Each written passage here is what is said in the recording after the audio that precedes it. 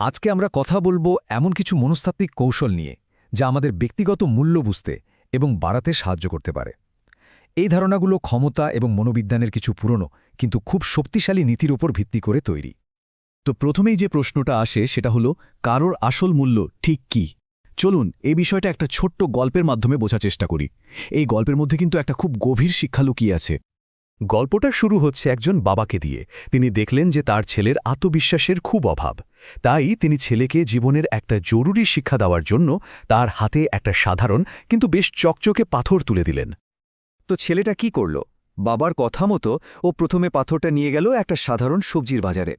সেখানে এক বয়স্ক মহিলা পাথরটা দেখে বেশ আগ্রহ দেখালেন। মহিলাটি যখন দাম জিজ্ঞেস করলেন, ছেলেটা বাবার নির্দেশ মতো কিচ্ছু না বলে শুধু দুটো আঙুল তুলে দেখালো। আর মহিলাটি সঙ্গে সঙ্গে বললেন, 2 টাকা, ঠিক আছে, আমি নিচ্ছি। কিন্তু গল্পটা এখানেই শেষ না। এরপর বাবা তাকে পাঠালেন এক নামকরা জহুরির কাছে। জহুরি পাথরটা হাতে নিয়েই এর গুণমান দেখে একেবারে মুগ্ধ হয়ে গেলেন। এখানেও ছেলেটা সেই একই কাজ করল, দুটো আঙুল দেখালো।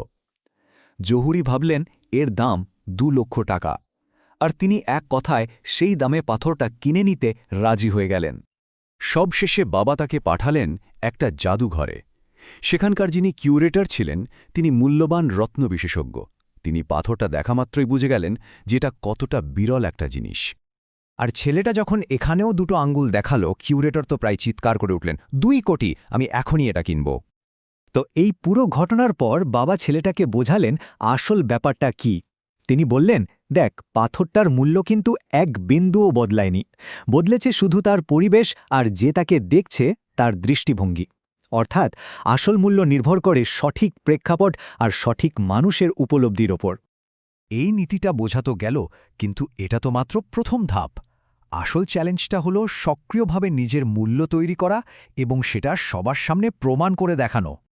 তাহলে প্রশ্ন হলো, কিভাবে নিজের যোগ্যতা প্রতিষ্ঠা করা যায়?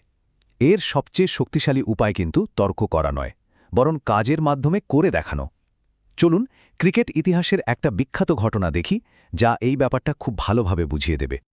ঘটনাটা ১৯৮৩ সালের বিশ্বকাপের আগের। ভারতীয় দলকে নিয়ে তখন চারদিকে শুধু সমালোচনা আর ব্যঙ্গ। একজন সাংবাদিক তো এটা বলেও প্রতিজ্ঞা করেছিলেন যে ভারত যদি বিশ্বকাপ জেতে তিনি নিজের লেখা আর্টিকেলটা ছিঁড়ে খাবেন। সেই সময় অধিনায়ক কপিল দেব শুধু এই একটা কথাই বলেছিলেন। তিনি দলকে বুঝিয়েছিলেন যে উত্তরটা কথায় নয়, পারফরম্যান্সে দিতে হবে। আর ফলাফল আমরা সবাই জানি, ভারত সবাইকে অবাক করে দিয়ে বিশ্বকাপ জিতেছিল। আর সেই সাংবাদিককেও ওফেনলি তার কথা রাখতে হয়েছিল। এই ঘটনাটা চোখে আঙুল দিয়ে দেখিয়ে দেয় যে কাজের মাধ্যমে যে মূল্য তৈরি হয় তা কোনো তর্ক বিতর্ক দিয়ে খণ্ডন করা যায় না। আচ্ছা, এই যে কাজের মাধ্যমে ভ্যালু প্রুভ করা, এই আইডিয়াটা কিন্তু ক্ষমতা বা পাওয়ারের কিছু সামাজিক নিয়মের সাথেও জুড়ে আছে। চলুন দেখি সেটা কিভাবে কাজ করে। এখানে বেশ কয়েকটা কৌশলগত নিয়ম আছে, যেমন বিশ্বাস অর্জনের জন্য মাঝে মাঝে সততা দেখানো, কারো দয়ার ওপর নির্ভর না করে তার স্বার্থের কথা বলা, আর নিজের সম্মান বাঁচানোর জন্য কখন কাকে দোষ দিতে হবে সেই কৌশলটা বোঝা। যেমন ধরুন এই বলির পাঠা বানানোর কৌশলটা, এটা রাজনীতি বা বড় বড় কোম্পানিতে প্রায়ই ব্যবহার করা হয়। এর মানে হলো, যখন সাফল্য আসে তখন পুরো কৃতিত্ব নিজে নেওয়া, আর যখন ব্যর্থতা আসে তখন অন্য কারো বা অন্য কোনো পরিস্থিতির ওপর দোষ চাপিয়ে দেওয়া। এটা নিজের যোগ্যতা আর ক্ষমতার ভাবমূর্তি ধরে রাখার একটা খুব হিসেব করা উপায়। তার মানে আসল কথাটা হলো, প্রকৃত মূল্য বা ক্ষমতা শুধু মানুষ যা বাইরে থেকে দেখে তার ওপর নির্ভর করে না। এর আসল ভিত্তিটা তৈরি হয় পর্দার আড়ালের প্রস্তুতিতে। ভাবুন তো একজন দাবাড়ুর কথা, যিনি খেলার 15 চাল আগেই ভেবে রাখেন। ঠিক সেরকমই একজন মূল্যবান ব্যক্তিও শেষ পর্যন্ত সবটা পরিকল্পনা করে চলেন। তিনি সব রকম সম্ভাবনা মাথায় রাখেন। মহাভারতের অভিমন্যুর মতো নন, যিনি চক্রব্যূহে কিভাবে ঢুকতে হয় তা জানতেন, কিন্তু কিভাবে বেরোতে হয় সেই পরিকল্পনাটা তার ছিল না। শুধু তাই না, প্রস্তুতির একটা বিরাট অংশ জুড়ে আছে টাইমিংয়ের ওপর দক্ষতা। একটা তথ্য অনুযায়ী বেশিরভাগ নতুন ব্যবসা বা স্টার্টআপ ব্যর্থ হওয়ার আসল কারণটা খারাপ আইডিয়া নয়, বরং ভুল সময় সেটা শুরু করা। আর প্রস্তুতির সবচেয়ে ওপরের লেভেলটা কি জানেন? সেটা হলো নিজের কঠিন অর্জনগুলোকে এমনভাবে সবার সামনে তুলে ধরা যেন এটা কোনো ব্যাপারই না। যখন কেউ দিনের পর দিন অনুশীলনের মাধ্যমে কোনো কঠিন কাজকে সহজ করে ফেলে, তখন তার মূল্য আর প্রভাব দুটোই বহুগুণ বেড়ে যায়। সত্য। এতগুলো আলোচনার পর আমরা আবার সেই মূল জায়গাটায় ফিরে আসি যে টেকসই বা আসল মূল্য তৈরির চূড়ান্ত নীতিটা আসলে কি। দেখুন, পৃথিবীতে মূলত দুই ধরনের মানুষ দেখা যায়।